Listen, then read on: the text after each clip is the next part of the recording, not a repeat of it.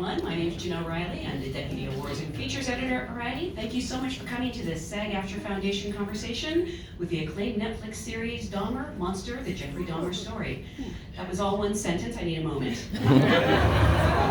Sorry, I ran up here and was a little out of breath. Today's guest, he's simply one of the best actors working today. He's, of course, an Emmy Award winner for his role on Mayor of Easttown. For his performance in Dahmer, he's already been nominated for so many awards. They're making new ones up. But they include a SAG Award nomination and wins from Golden Globes, the Satellite Awards, and a Critics' Choice Award. I am so thrilled to welcome Evan Peters.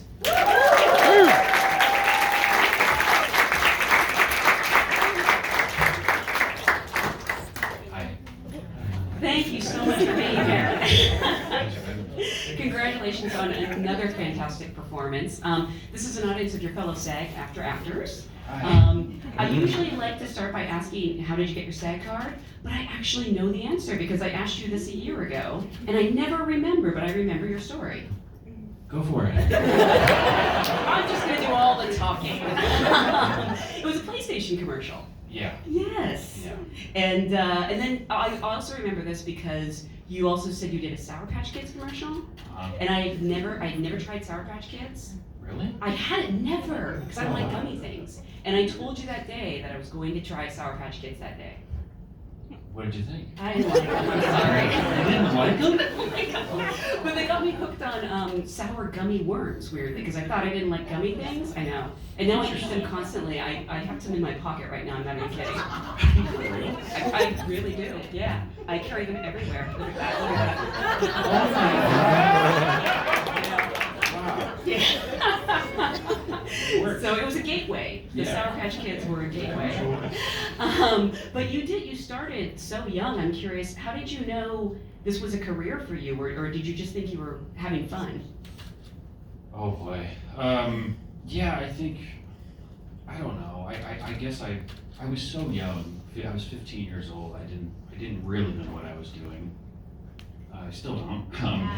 And I think I was just, I love movies, I love TV, I like to get sucked into the worlds and watch it, and I think I really just wanted to be inside of the movie and go see what that was like and see if I could do that. So yeah, it was, I mean, I was so young I didn't know what I was doing, so it was just really playing around at that point.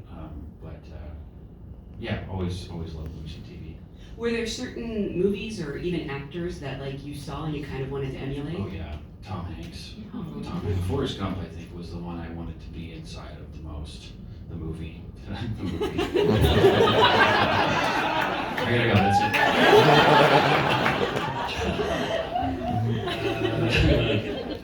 it.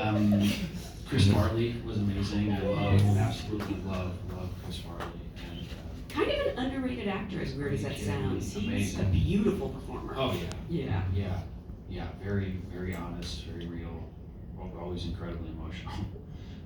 Yeah. Truly, like he was heartbreaking in some of these Really things. heartbreaking. Yeah, he was amazing. So I really looked up to those guys a lot in those years.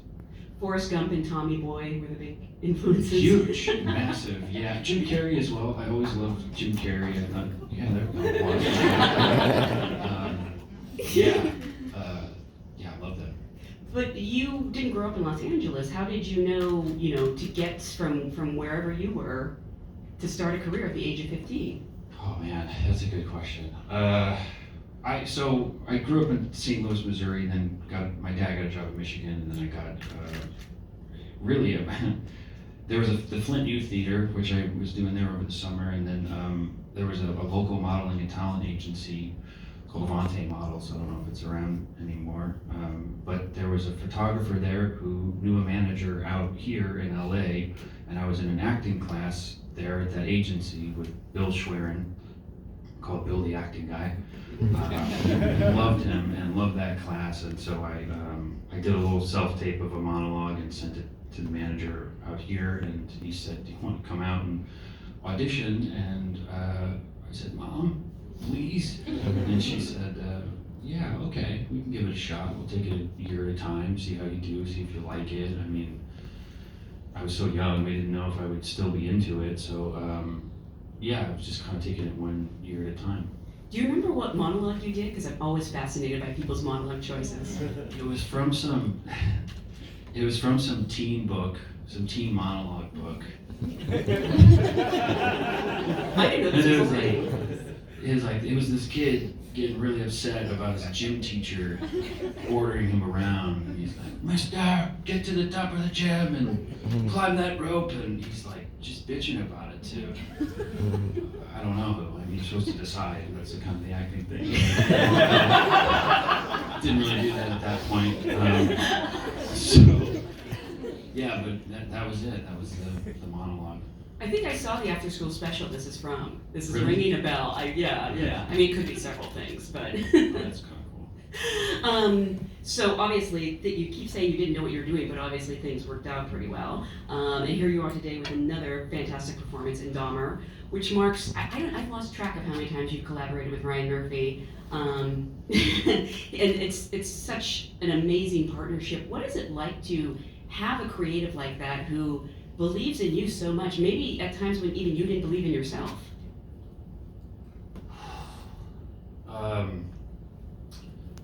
Well, I mean, he's changed my life. I feel like he has given me everything, honestly, and continues to give me opportunity after opportunity. And I really can't express how grateful I am that he still talks to me. Usually it's kind of like, here's a job and then you don't see anybody ever again. So it's kind of interesting and amazing, really, that he's become such a great friend, and I hesitate to call him boss. It's really more of a creative collaborator who has an immense amount of power.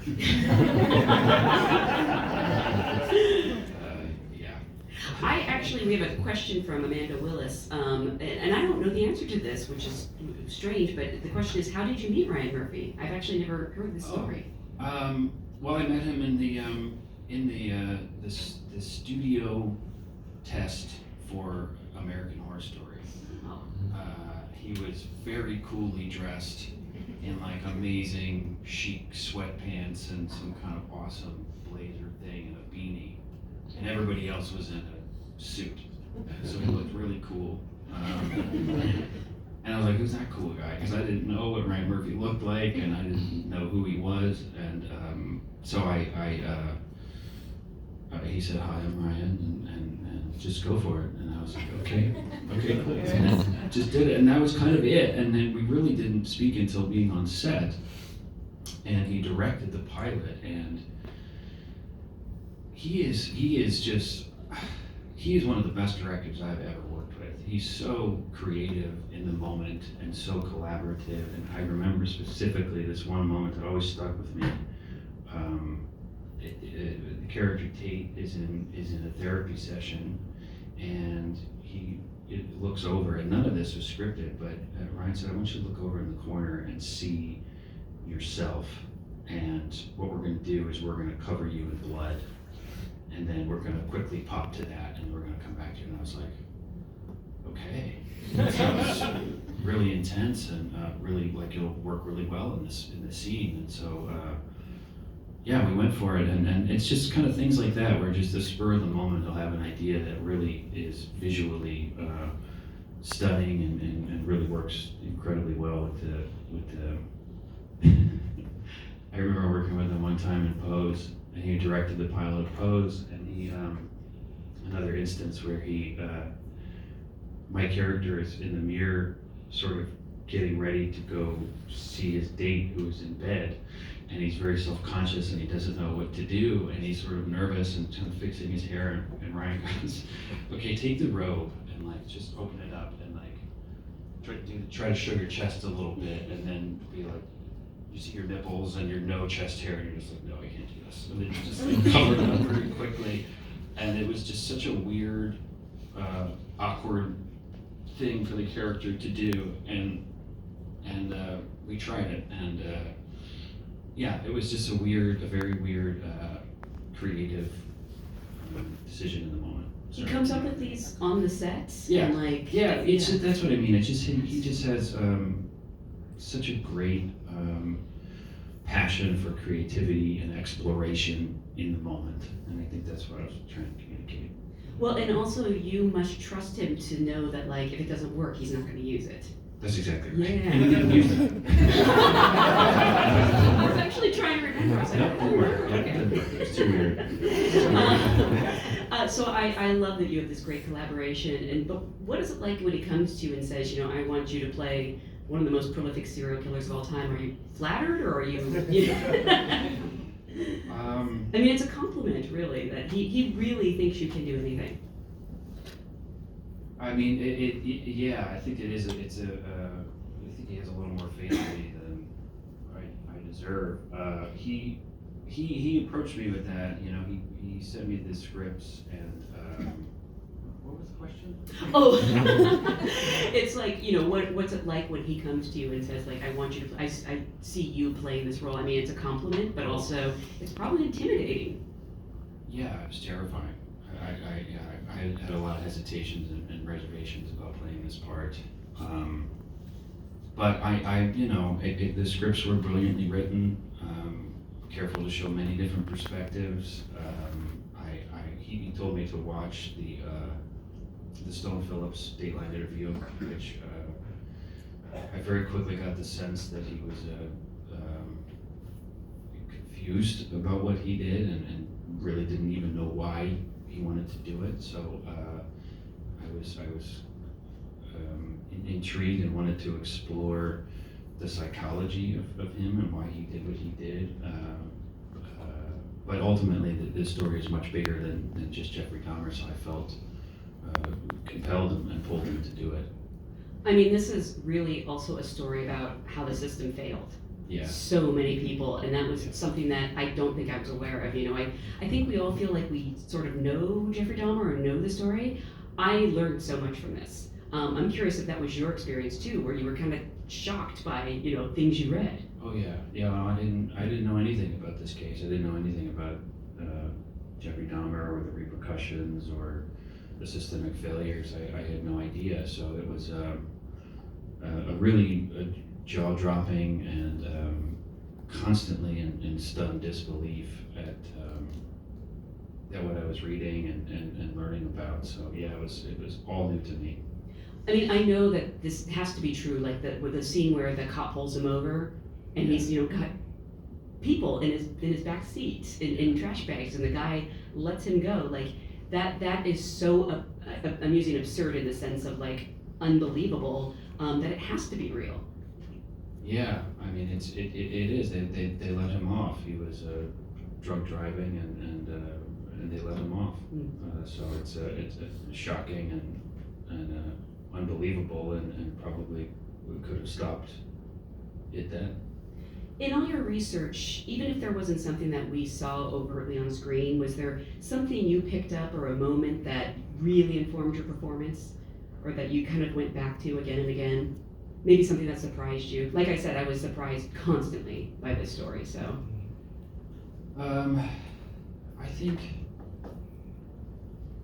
I think it was always sort of, again, it was listening to him speak about it. You know, he was very disassociated from it and almost as if he didn't do it or you know, very confused about it. I think the way that he spoke about it being a long slide down, just sort of spoke to the deterioration of how it you know, it started when he was 17 and just got worse and worse and worse until he's a complete alcoholic and totally succumbed to the compulsion and completely lost himself. So it was helpful to hear that, so then I knew that at different ages, you know, we would be mapping out sort of, trying to be very specific about where he was at mentally and physically at that time, with the compulsion, with the alcoholism, you know, huge credit to our makeup, hair, wardrobe department for helping to craft the different looks for the different time periods, because that was instrumental in trying to be in the correct time period during the chaos of shooting. But it was everybody did an amazing job at telling that story of the deterioration, and it was really a collaborative effort. It was, yeah. I wanted to talk about those artisans because you can do so much work as an actor and prepare and and get in the mindset, and then you show up on set and someone puts you in this hair and makeup or puts you on one of these sets that feels so authentic. And how much does that help you as an actor just really lock in that day? Oh, it's everything. I mean, it really is. Like I said in the beginning, it was wanting to immerse yourself in a different world, a different reality, and I think that when you have amazing set deck like we had on this, and amazing DP with the lighting, and our prop department, which everything was just very well thought out, and of course mixed with the hair, makeup, and wardrobe, you really can get into it, and I think that it was very helpful for all of the cast to sort of make sure everything was very grounded and respectful, and I think it plays a huge part in all of it, because the truth is that one of the things I didn't realize when I was 15 is that you go to a set and you're not really in the movie. It's there's a camera there, there's 100 other people there, it's very intense, and it's hard to, and very easy to get distracted. So it's amazing when you have people who can create the world where you can latch onto that and sort of go, this is something real I can hang on to, and put up the fourth wall, or ignore the camera or whatever you got to do. But that stuff is so helpful. Were the glasses the final step because they're so signature? The thing is that there's a billboard on Sunset that literally is outside my balcony, so I've seen your face a lot. I'm sorry. It's actually it's become kind of funny actually, because you sort of start to get used to it after a while. But like I study it and I just look at those glasses and I think like that. I wonder if that was like the last thing you put on, because it just says so much. That was really a challenge. Those are the first things I put on. I put those on before we even started shooting, because I didn't want to feel like with the glasses on your face, it's so distracting. So I wanted all that to be second nature. But I remember distinctly working with our props department, which was amazing, but we tried on a lot of different glasses, and different ones for different time periods as well. But ultimately, it was a case of sort of really searching for that style and that frame, and bringing in a professional to sort of find them and look for them. They're very distinct type of glasses. Yeah, because you don't see those anymore. No. Like they used. I remember. I'm older than you, and I remember seeing them around a lot during that era. But you can't find them now. No. Wow, that's amazing. We do follow Jeffrey through several decades, and over this long span of time, I'm curious about the challenges of playing those different times, not just emotionally but logistically, because knowing how limited series or movies work, one day would you film a scene set in 1991 and 1977? No way. Yeah, that was part of the challenge. I knew it was going to get chaotic like that, so that was, again, a massive credit to our hair and makeup and wardrobe department, and especially Shay and Gigi, our makeup and hair, because I think at one point, we went back and forth. The military haircut is a wig, unbelievably.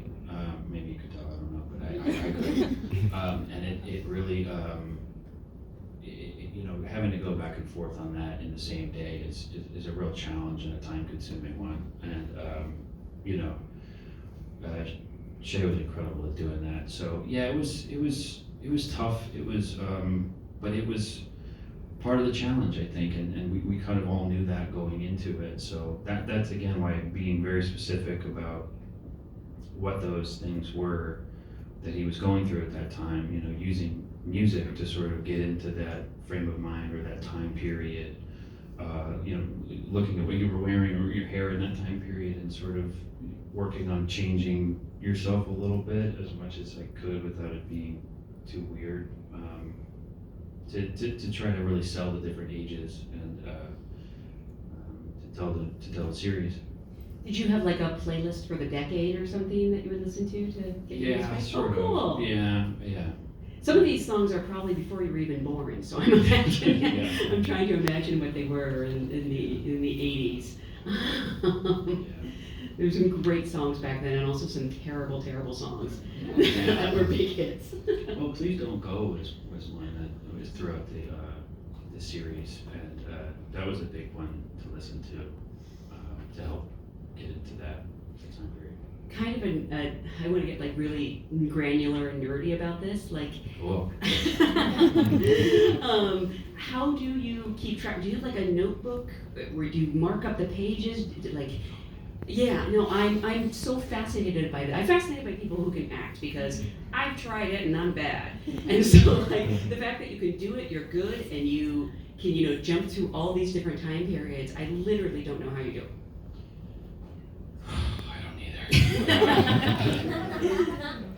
We'll make something up because there's an audience here.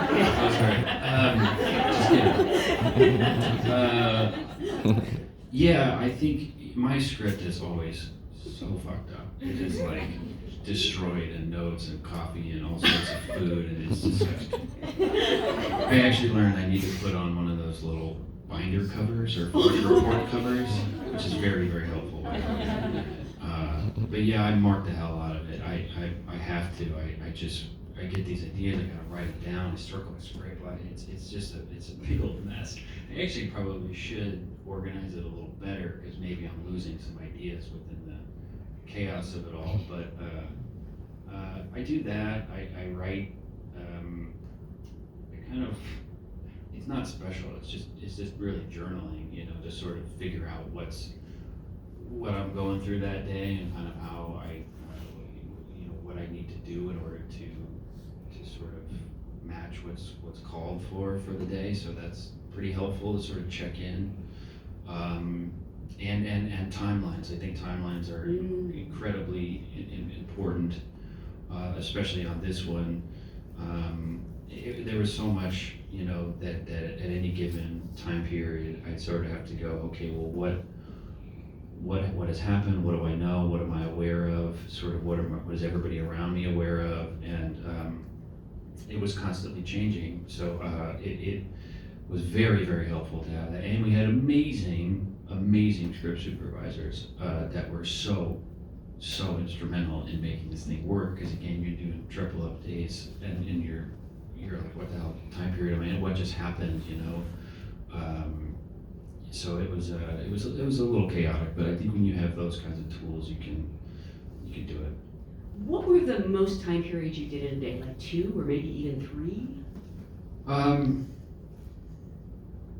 Yeah, I think so. I think 2 or 3.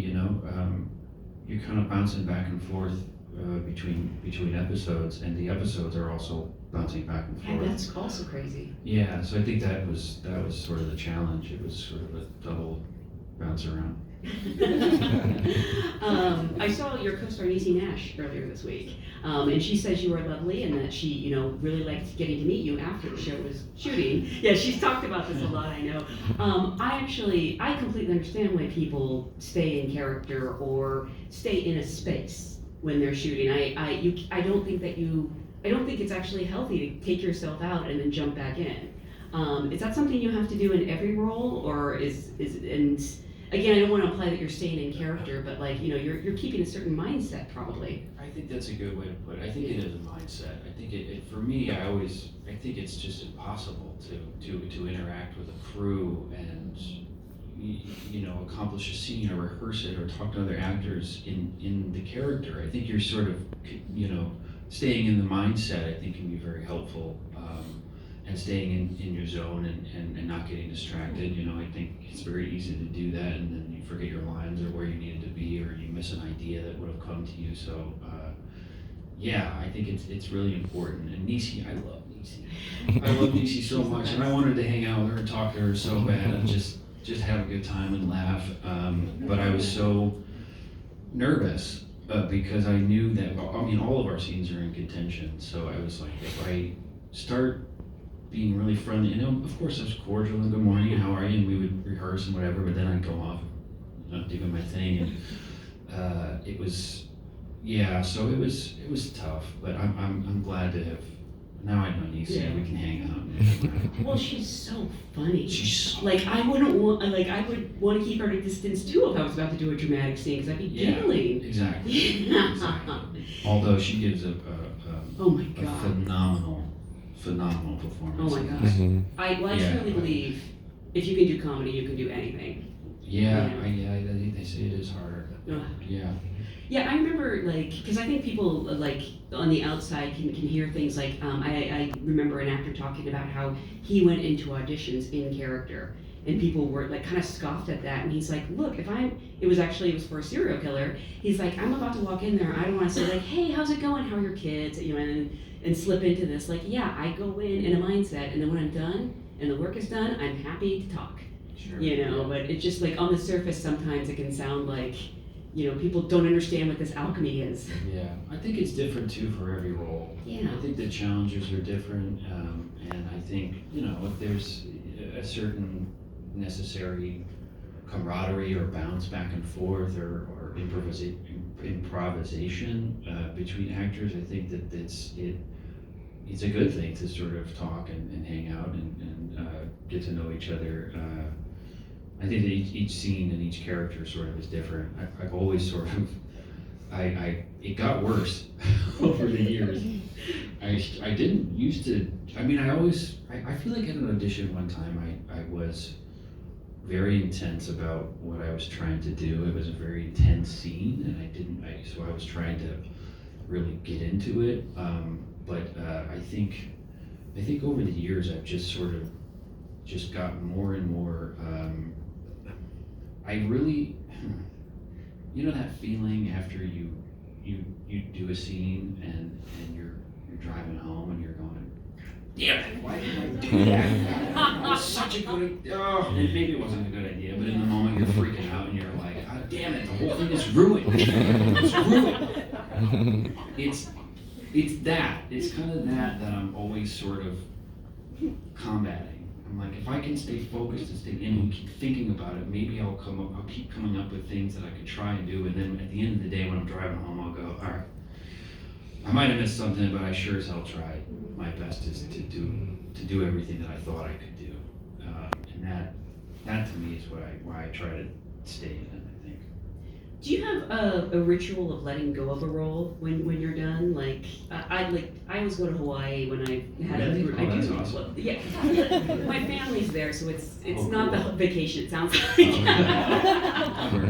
But when I finish like a big work season, like that's and like I reset. You know, I don't know if you have anything specific like that. I go home to St. Louis and see my family, and that was pretty important on this one.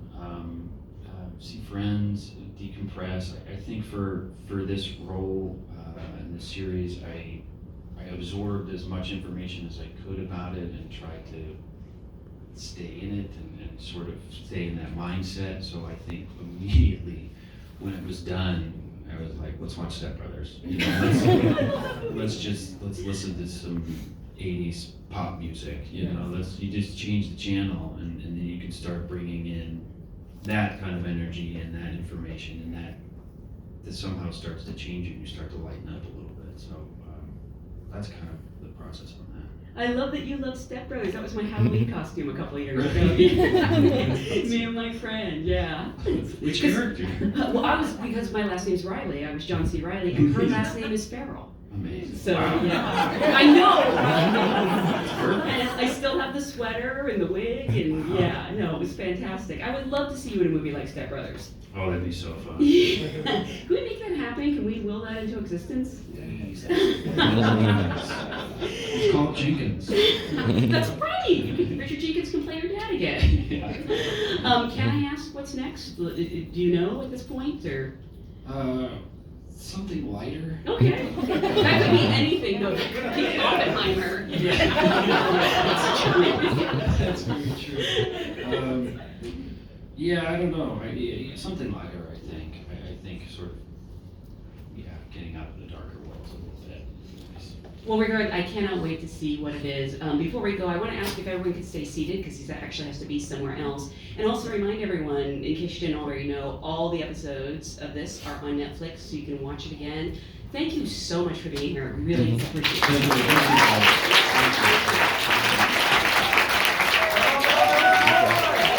Thank you.